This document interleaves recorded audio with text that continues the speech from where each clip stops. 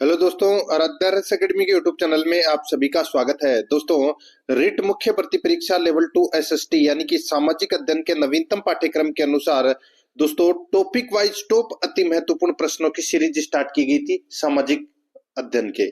दोस्तों, कुल 120 अंक का ये पाठ है। 60 प्रश्न है वो परीक्षा में पूछे जाएंगे और अपनी 9 क्लास है वो कंप्लीट हो चुकी है। आज अपनी इसमें 10वें नंबर की क्लास है और टॉपिक का नाम है दोस्तों पृथ्वी की गतियां। तो पृथ्वी की गतियों से संबंधित आज मैं आपको टॉप 80 प्रश्न है वो बताने जा रहा हूं। ये प्रश्न आपकी परीक्षा के लिए अत्यंत महत्वपूर्ण है। और दोस्तों, अगर आपने पिछली जो 9 क्लासें हैं वो नहीं देखी है तो आप प्लेलिस्ट में जाइए, वहां पे आपको फोल्डर मिल जाएगा। रीट मुख्य परीक्षा लेवल 2 सामाजिक अध्ययन टॉपिक वाइज प्रश्न के नाम से आपको वहां फोल्डर मिलेगा। तो आप वहां जाकर जो पिछली 9 क्लासें हैं वो जरूर देखें। बिल्कुल सिलेबस के अनुसार दोस्तों मैं आपको ये क्लासें हैं वो करवा रहा हूँ।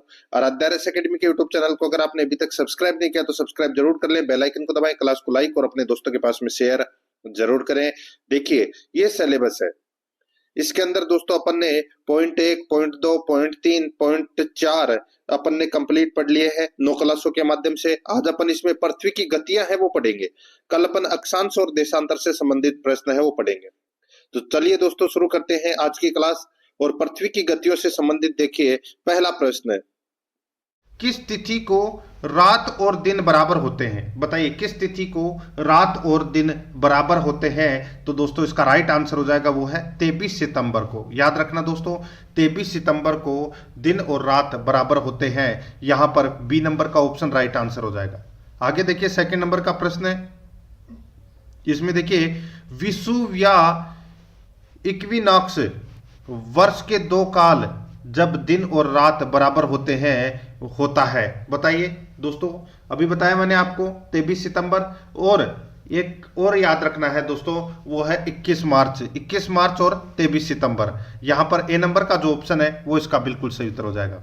आगे देखिए, वर्ष भर रात और दिन कहां बराबर होते हैं? वर्ष भर रात और दिन बराबर कहां पर होते हैं? तो दोस्तों ये होते हैं भूमध्य रेखा पर। कहां पर? भूमध्य रेखा पर। तो यहां पर सी नंबर का ऑप्शन राइट आंसर हो जाएगा, भूमध्य रेखा पर। आगे देखिए, उत्तरी गोलार्ध में कर्क संक्रांति के समय 12 घंटे का दिन होगा। बताइए, उत्तरी गोलार्ध में कर्क संक्रांति के समय 12 घंटे का दिन होगा। तो दोस्तों इसका राइट आंसर हो जाएगा वो है विषुवत रेखा पर। ठीक है, यहां पर अपना इसमें राइट आंसर हो जाएगा डी नंबर का जो ऑप्शन है वो इसका बिल्कुल सही उत्तर हो जाएगा। अभी मैंने आपको बताया कि वर्ष भर दिन और रात बराबर कहां होते हैं? तो दोस्तों भूमध्य रेखा पर। तो ये भूमध्य रेखा, ये राइट आंसर हो जाएगा इसमें, डी नंबर का ऑप्शन बिल्कुल सही। आगे देखिए, उत्तरी गोलार्ध में सबसे छोटा दिन होता है। बताइए, उत्तरी गोलार्ध में सबसे छोटा दिन है वो कौन सा होता है? बताइए, 4 ऑप्शन आपके सामने दिए गए हैं। ये प्रश्न किसी न किसी परीक्षा में पूछे गए प्रश्न भी इसमें शामिल किए गए हैं। ठीक है, उत्तरी गोलार्ध में वर्ष का सबसे छोटा दिन होता है, राइट आंसर हो जाएगा दोस्तों वो होता है 22 दिसंबर। यहां पर इसमें राइट आंसर हो जाएगा 22 दिसंबर। नेक्स्ट आगे देखिए, किस तारीख को सबसे बड़ा दिन होगा? बताइए, कौन सी तारीख को सबसे बड़ा दिन होगा? राइट आंसर हो जाएगा दोस्तों इसमें वो है 21 जून को सबसे बड़ा दिन होगा। यहां पर सी नंबर का ऑप्शन बिल्कुल सही। आगे देखिए दोस्तों, यहां पे 7 नंबर का प्रश्न है। इसमें देखिए, दक्षिणी गोलार्ध में सबसे बड़ा दिन है। दक्षिणी गोलार्ध में सबसे बड़ा दिन है तो वो कौन सा है? तो वो है दोस्तों 22 दिसंबर। दक्षिणी गोलार्ध में सबसे बड़ा दिन कौन सा है? तो वो है 22 दिसंबर। याद रखना दोस्तों, ठीक है, याद रखना 22 दिसंबर है ये दक्षिणी गोलार्ध में सबसे बड़ा दिन है। आगे देखिए, निम्नलिखित तिथियों में से किस में दोपहर को आपकी छाया सबसे छोटी होती है? यानी कि सूर्य है वो लंबवत चमकता है। तो दोस्तों बताइए, किस तारीख को दोपहर को आपकी छाया सबसे छोटी होती है? तो दोस्तों छोटी मतलब शून्य हो जाती है। ठीक है, राइट आंसर हो जाएगा इसमें 21 जून को। राइट आंसर हो यहां पर सी नंबर का ऑप्शन बिल्कुल सही उत्तर हो जाएगा 21 जून को। आगे देखिए, ग्रीष्म अयनांत प्रतिवर्ष होता है। ग्रीष्म अयनांत प्रतिवर्ष होता है तो ये होता है दोस्तों 21 जून को होता है, ये 21 जून को। यहां पर डी नंबर का ऑप्शन राइट आंसर 21 जून को। आगे देखिए, यदि जून में लंदन में सुबह 10 बजे हैं तो भारतीय मानक समय होगा दोपहर। बताइए कितने? तो कितना आगे है? 5.5 घंटे आगे है। तो 10 में 5.5 घंटे जोड़ दीजिए, कितना हो जाएगा? तो दोस्तों इसमें कितने बज जाएंगे? तो 3:30 बज जाएंगे। तो यहां पर अपना इसमें राइट आंसर हो जाएगा दोपहर 3:30 बजे। यहां पर बी नंबर का ऑप्शन बिल्कुल सही। आगे देखिए, पृथ्वी का झुकाव अपने अक्ष पर, पृथ्वी का झुकाव अपने अक्ष पर 23.4 है, इसका अर्थ है 23.4 है, इसका अर्थ क्या होता है? इसका अर्थ होता है पृथ्वी पर वर्ष भर में ऋतु में परिवर्तन होता है, पृथ्वी पर वर्ष भर में ऋतु में परिवर्तन होता है। तो यहां पर बी नंबर का ऑप्शन राइट आंसर हो जाएगा। आगे देखिए, नीचे दिए गए आरेख दिन विशेष पर पृथ्वी की स्थिति को दर्शाता है। ए बी सी डी तथा ई पृथ्वी की स्थितियां हैं। कौन सी स्थिति में दिन का प्रकाश सबसे ज्यादा घंटों तक रहेगा? बताइए दोस्तों, सबसे ज्यादा घंटों तक कौन सा प्रकाश रहेगा इसमें? यहां पर देखिए ए बी सी डी दिया हुआ है, तो यहां पर इसका राइट आंसर क्या हो जाएगा? वो है दोस्तों, इसमें देखिए डी का प्रकाश है, डी का जो प्रकाश है ये दोस्तों सबसे ज्यादा घंटों तक रहेगा। तो यहां पर अपना इसमें राइट आंसर डी नंबर का जो ऑप्शन है वो इसका बिल्कुल सही उत्तर हो जाएगा। ठीक है, ये यूं घूमेगा तो डी का सबसे ज्यादा समय तक रहेगा। आगे देखिए दोस्तों, यहां पे पृथ्वी द्वारा सूर्य के चारों ओर घूमने को क्या कहा जाता है? पृथ्वी द्वारा सूर्य के चारों ओर घूमने को क्या कहा जाता है? तो इसको कहा जाता है दोस्तों परिक्रमण काल। क्या कहा जाता है? परिक्रमण काल कहा जाता है। डी नंबर ऑप्शन बिल्कुल सही। देखिए, ज्यादा से ज्यादा आपको सुनने की कोशिश करना है, क्योंकि सुनने से ज्यादा याद होता है। आगे देखिए, पृथ्वी अपने अक्ष पर घूमती है, पृथ्वी अपने अक्ष पर घूमती है, ये भी प्रश्न काफी बार परीक्षा में पूछा जा चुका है। राइट आंसर हो जाएगा पश्चिम से पूर्व की ओर घूमती है दोस्तों। राइट आंसर इसमें ए नंबर ऑप्शन बिल्कुल सही। आगे देखिए, पृथ्वी दिन कहलाता है। बताइए, पृथ्वी दिन कहलाता है तो कौन सा कहलाता है दोस्तों? दोस्तों, पृथ्वी द्वारा अपने अक्ष पर घूमने में लिया गया समय है, पृथ्वी द्वारा अपने अक्ष पर घूमने में लिया गया समय है वो पृथ्वी दिन कहलाता है। राइट आंसर इसमें सी नंबर ऑप्शन हो जाएगा।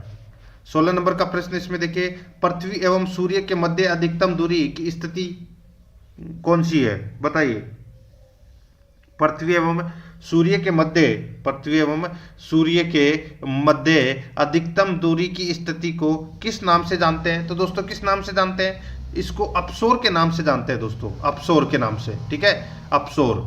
आगे देखिए, यहां पर अपने कक्षीय समतल पर पृथ्वी के कोण क्या है? अपने कक्षीय समतल पर पृथ्वी के कोण क्या है? तो दोस्तों, पृथ्वी का जो कोण है वो है दोस्तों 66.5 डिग्री। कितना है? 66.5 डिग्री है, याद रखना 66.5 डिग्री। तो यहां पर डी नंबर का ऑप्शन राइट आंसर हो जाएगा। आगे देखिए, निम्नलिखित में से कौन सी पृथ्वी दिन की परिभाषा है? कौन सी पृथ्वी दिन की परिभाषा है? तो आप यहां पर देख सकते हैं दोस्तों, देखिए पृथ्वी का अपने अक्ष पर एक चक्कर लगाने में जो लगा समय है वो पृथ्वी दिन है की परिभाषा है। मैंने आपको थोड़ी देर पहले बताया था। राइट आंसर इसमें डी नंबर का ऑप्शन बिल्कुल सही। आगे देखिए, जब दिन और रात की अवधि बराबर होती है तो सूर्य की किरणें सीधी पड़ती है। कहां पर? अभी बताया था मैंने आपको दोस्तों, इसका राइट आंसर हो जाएगा भूमध्य रेखा पर। यहां पर इसमें बी नंबर का ऑप्शन राइट आंसर हो जाएगा। ठीक है, आगे देखिए, निम्नलिखित तिथियों में से किस पर ग्रीष्म अयनांत होता है? तो बताइए, ग्रीष्म अयनांत कौन सी तिथि पर होता है? बताया था दोस्तों, ये भी मैंने आपको 21 जून। तो यहां पर इसमें राइट आंसर हो जाएगा डी नंबर का ऑप्शन है वो इसका बिल्कुल सही उत्तर हो जाएगा 21 जून। ठीक है, अभी बताया था मैंने आपको कि दोस्तों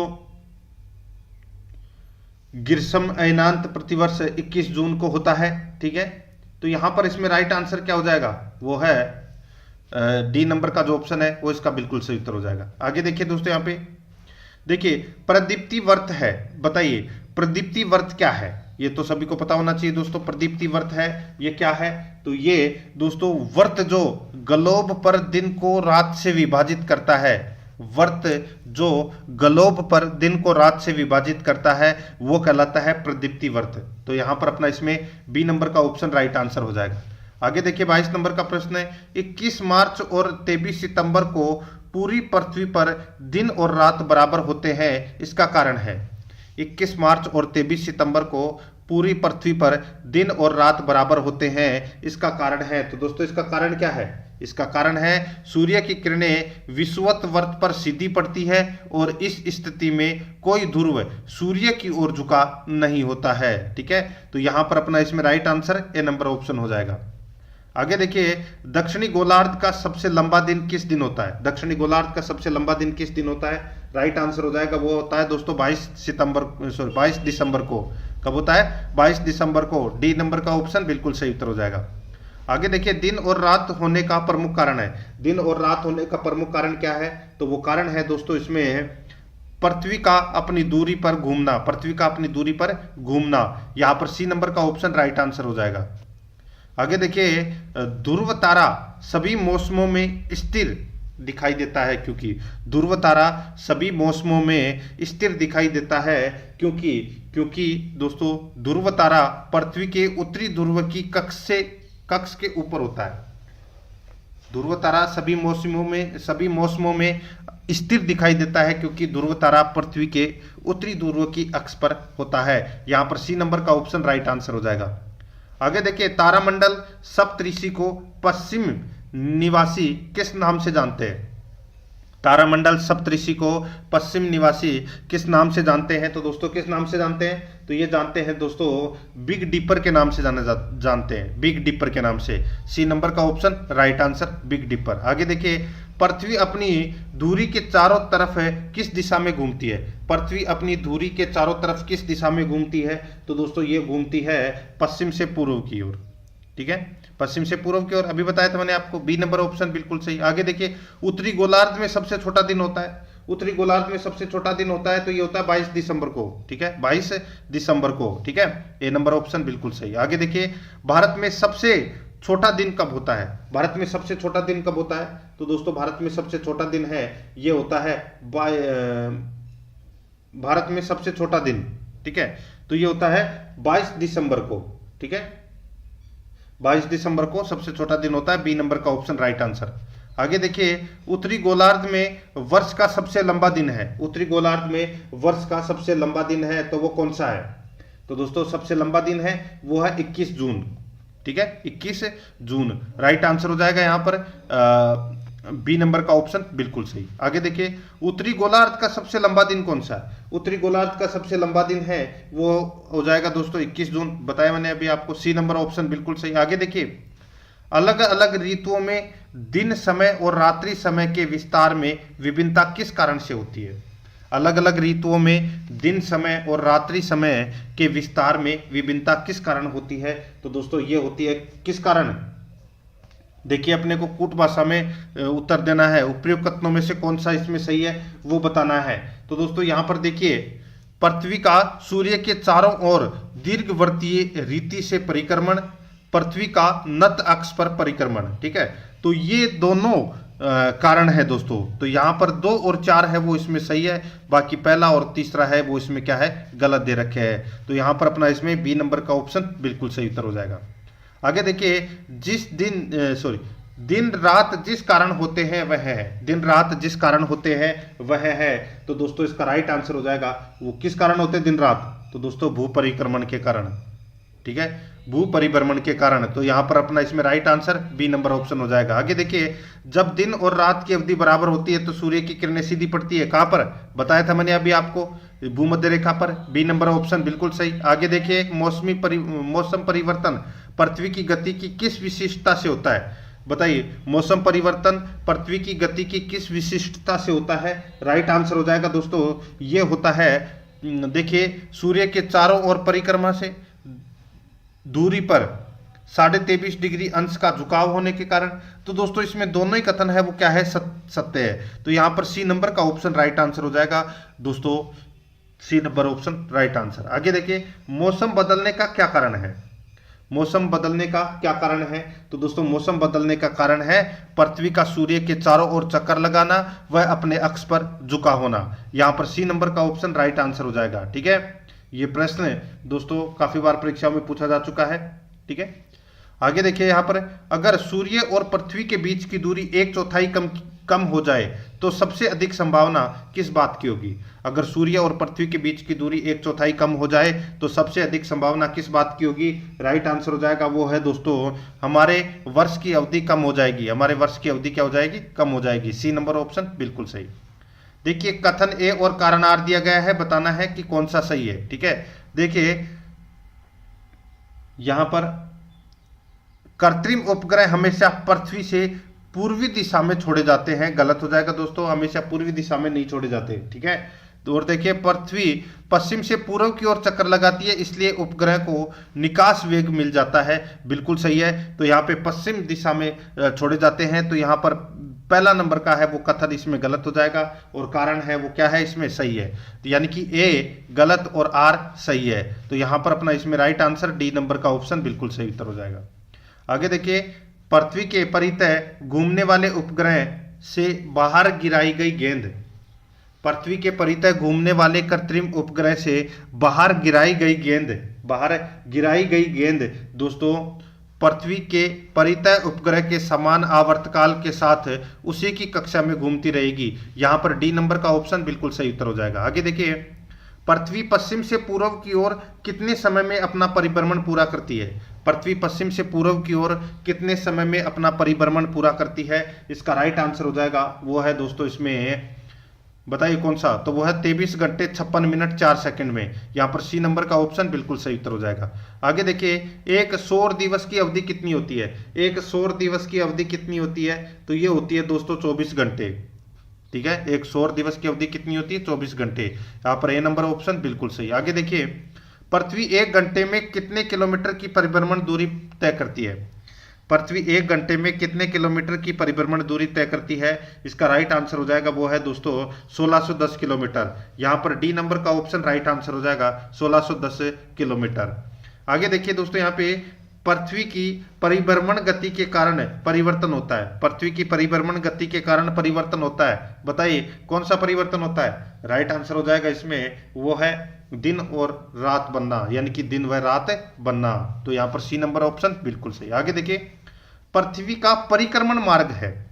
पृथ्वी का परिक्रमण मार्ग कितना है, तो यह है दोस्तों 96 crore kilometre. C number option बिल्कुल सही, 96 करोड़ किलोमीटर। आगे देखिए, पृथ्वी सूर्य की एक परिक्रमा पूरी करती है। पृथ्वी सूर्य की एक परिक्रमा पूरी करती है, तो ये पूरी करती है दोस्तों 365 दिन 5 घंटे 48 सेकंड में। यहाँ पर बी नंबर का ऑप्शन बिल्कुल सही उत्तर हो जाएगा। एक परिक्रमा पूरी करती है 365 दिन 5 घंटे और 48 सेकंड में। बी नंबर ऑप्शन बिल्कुल सही। आगे देखिए, पृथ्वी की परिक्रमण गति के कारण होते हैं।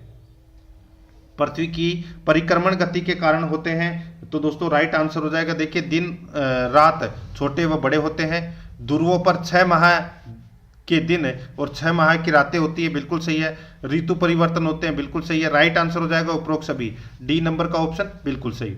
47 नंबर प्रश्न है, पृथ्वी अपने परिक्रमण मार्ग में 1 घंटे में कितनी दूरी तय करती है। बताइए 1 घंटे में कितनी दूरी तय करती है। राइट आंसर हो जाएगा दोस्तों इसमें, देखिए यहाँ पर 1,09,500 किलोमीटर की दूरी तय करती है 1 घंटे में। ठीक है, राइट आंसर हो जाएगा यहाँ पे ए नंबर ऑप्शन बिल्कुल सही उत्तर हो जाएगा। आगे देखिए, किस तिथि को पृथ्वी सूर्य से सर्वाधिक दूर होती है। किस तिथि को पृथ्वी सूर्य से सर्वाधिक दूर होती है, इसका राइट आंसर हो जाएगा वो है इसमें 4 जुलाई को। सी नंबर का ऑप्शन बिल्कुल सही, 4 जुलाई को। आगे देखिए, अपसौर सर्वाधिक दूर की स्थिति में पृथ्वी सूर्य से कितनी दूर होती है। अपसौर सर्वाधिक दूर की स्थिति में पृथ्वी सूर्य से कितनी दूर होती है, इसका राइट आंसर हो जाएगा वो है दोस्तों 15.2 करोड़ किलोमीटर। ठीक है, करोड़ किलोमीटर। ठीक है, तो यहां पर अपना इसमें डी नंबर का ऑप्शन बिल्कुल सही। आगे देखिए, किस तिथि को पृथ्वी सूर्य से सर्वाधिक निकट होती है। किस तिथि को पृथ्वी सूर्य से सर्वाधिक निकट होती है, राइट आंसर हो जाएगा दोस्तों इसमें, यह होती है दोस्तों 3 जनवरी को। ठीक है, 3 जनवरी को। बी नंबर का जो ऑप्शन है वो इसका राइट आंसर हो जाएगा। आगे देखिए, उपसौर की स्थिति में पृथ्वी सूर्य के कितने निकट होती है। बताइए, पृथ्वी सूर्य के कितने निकट होती है उपसौर की स्थिति में, तो दोस्तों राइट आंसर हो जाएगा वो है 14.7 करोड़ किलोमीटर। 14.7 करोड़ किलोमीटर। याद रखना, यहाँ पर सी नंबर का ऑप्शन यहाँ पर डी नंबर का ऑप्शन बिल्कुल सही उत्तर हो जाएगा। ठीक है, 14.7 किलोमीटर। आगे देखिए, उत्तरी गोलार्ध का सबसे बड़ा दिन व दक्षिणी गोलार्ध का सबसे छोटा दिन होता है। उत्तरी गोलार्ध का सबसे बड़ा दिन और दक्षिणी गोलार्ध का सबसे छोटा दिन होता है कौन सी तारीख को, तो वो होता है दोस्तों 21 जून को। राइट आंसर हो जाएगा यहाँ पे ए नंबर ऑप्शन बिल्कुल सही। आगे देखिए 21 जून को सूर्य की सीधी किरणें पड़ती है, 21 जून को सूर्य की सीधी किरणें पड़ती है, तो दोस्तों ये 23.5 डिग्री उत्तरी अक्षांश पर पड़ती है दोस्तों ये, ठीक है। राइट आंसर हो जाएगा यहाँ पे ए नंबर का ऑप्शन बिल्कुल सही उत्तर। आगे देखिए उत्तरी गोलार्ध का सबसे छोटा दिन और दक्षिणी गोलार्ध का सबसे बड़ा दिन होता है, ठीक है। उत्तरी गोलार्ध का अभी मैंने इससे पिछले प्रश्न में पूछा था, दक्षिणी गोलार्ध का सबसे बड़ा दिन और दक्षिणी गोलार्ध का सबसे छोटा दिन होता है 21 जून को। अब यहां पे पूछा गया है कि उत्तरी गोलार्ध का सबसे छोटा दिन और दक्षिणी गोलार्ध का सबसे बड़ा दिन होता है, तो ये होता है दोस्तों 22 दिसंबर को, याद रखना है। यहां पर बी नंबर का ऑप्शन बिल्कुल सही। आगे देखिए किन तिथियों को दिन व रात बराबर होते हैं, किन तिथियों को दिन व रात बराबर होते हैं, राइट आंसर हो जाएगा 21 मार्च और 23 सितंबर को दोस्तों दिन और रात बराबर होते हैं, राइट आंसर हो जाएगा यहां पर ए नंबर ऑप्शन बिल्कुल सही। आगे देखिए वसंत विषु किस तिथि को होता है, बताइए। वसंत विषु किस तिथि को होता है, ये होता है दोस्तों 21 मार्च को, राइट आंसर इसमें ए नंबर ऑप्शन हो जाएगा 21 मार्च को। आगे देखिए पृथ्वी की उत्पत्ति के संबंध में गैस राशि परिकल्पना का प्रतिपादन किस वैज्ञानिक द्वारा किया गया। पृथ्वी की उत्पत्ति के संबंध में गैस राशि परिकल्पना का प्रतिपादन किस वैज्ञानिक द्वारा किया गया, इसका राइट आंसर हो जाएगा वो है इमैनुअल कांट, यहां पर ए नंबर का ऑप्शन बिल्कुल सही। आगे देखिए कास्ते द बफन सर्वप्रथम पृथ्वी की उत्पत्ति की तर्कपूर्ण वैज्ञानिक संकल्पना का प्रतिपादन कब किया गया। कास्ते द बफन सर्वप्रथम पृथ्वी की उत्पत्ति की तर्कपूर्ण वैज्ञानिक संकल्पना का प्रतिपादन कब किया गया, इसका राइट आंसर हो जाएगा दोस्तों ये किया गया 1745 में, ए नंबर का ऑप्शन बिल्कुल सही 1745 में। आगे देखिए कांट की वायव्य राशि परिकल्पना किस मूलाधार पर टिकी थी। कांट की वायव्य राशि परिकल्पना किस मूलाधार पर टिकी थी, इसका राइट आंसर हो जाएगा वो है दोस्तों इसमें देखिए कणों के आपसी टकराव के भ्रमण गति में वृद्धि होती है, निहारिका के आकार में वृद्धि के साथ गति भी होती है, राइट आंसर हो जाएगा इसमें उपरोक्त सभी, सी नंबर ऑप्शन बिल्कुल सही। आगे देखिए लाप्लास ने निहारिका परिकल्पना कब दी, लाप्लास ने निहारिका परिकल्पना कब दी दोस्तों, यहां पर इसका राइट आंसर हो जाएगा ये दी थी दोस्तों 1796 में दी थी। कब दी थी, 1796 में। ये ऑप्शन काट लेना यहाँ पे, ठीक है। सन पूछा है 1796 आपको इसमें याद रखना है, ठीक है।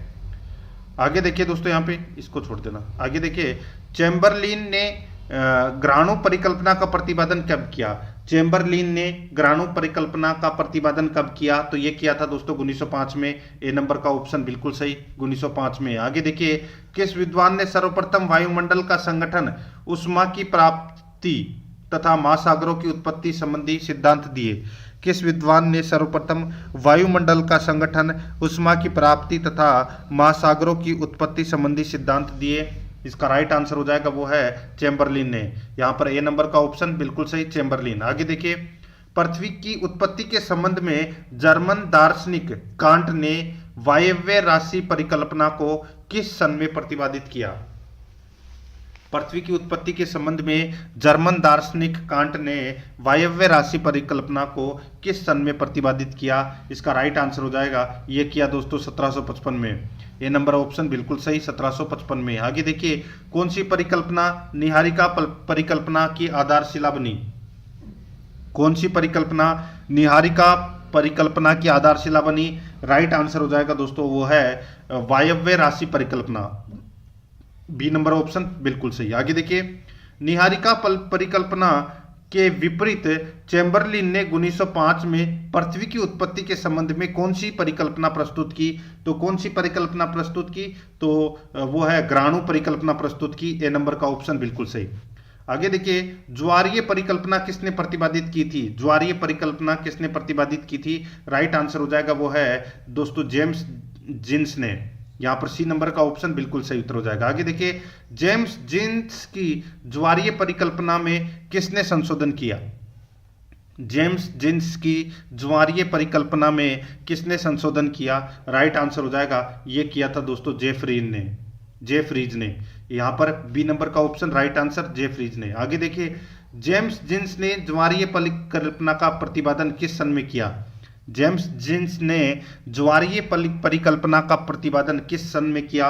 राइट आंसर हो जाएगा वो किया था दोस्तों 1919 में। यहाँ पर सी नंबर ऑप्शन बिल्कुल सही। आगे देखिए, जेफरीज ने जेम्स जीन्स की ज्वारीय परिकल्पना में संशोधन प्रस्तुत किया, तो ये प्रस्तुत किया था दोस्तों 1943 कब किया था? ये किया था दोस्तों 1929 में, ठीक है, 1929 में। सी नंबर ऑप्शन बिल्कुल सही। आगे देखिए, ओटो शिमिड की अंतर तारक धूल परिकल्पना किस सन में प्रतिपादित की गई? तो कौन सी सन में प्रतिपादित की गई? तो ये की गई 1943 में। यहां पर ए नंबर का ऑप्शन बिल्कुल सही। आगे देखिए, अद्वैतवादी संकल्पना का विचारक नहीं है, अद्वैतवादी संकल्पना का विचारक नहीं है, तो वो है दोस्तों चेम्बरलिन। यहां पर डी नंबर का ऑप्शन बिल्कुल सही उत्तर हो जाएगा चेम्बरलिन। आगे देखिए, द्वैतवादी संकल्पना का विचारक है, द्वैतवादी संकल्पना का विचारक है तो वो कौन है? तो वो है जेम्स जीन्स। ए नंबर ऑप्शन बिल्कुल सही। आगे देखिए, रदरफोर्ड ने रेडियो सक्रिय पदार्थों के आधार पर चट्टानों की आयु निर्धारण का प्रयोग किस सन में किया? तो कौन सी सन में किया? इन्होंने किया था 1904 में। यहां पर बी नंबर ऑप्शन बिल्कुल सही। आगे देखिए, जोली के अनुसार अपने प्रयोग के आधार पर सागरों में लवणता की मात्रा ज्ञात की गई। सागरों में लवणता की मात्रा है ये दोस्तों 1.6 इंटू 10 की घात 32 ग्राम दर्ज की गई है, मात्रा ज्ञात की है। राइट आंसर हो जाएगा इसमें ए नंबर ऑप्शन बिल्कुल सही। आगे देखिए, जोली के अनुसार प्रतिवर्ष भूतल से कितने ग्राम लवण महासागरों में जमा किया जाता है? तो बताइए, इसका राइट आंसर हो जाएगा वो है 1.56 इंटू 10 की घात में 14, ठीक है। राइट आंसर इसमें बी नंबर ऑप्शन हो जाएगा।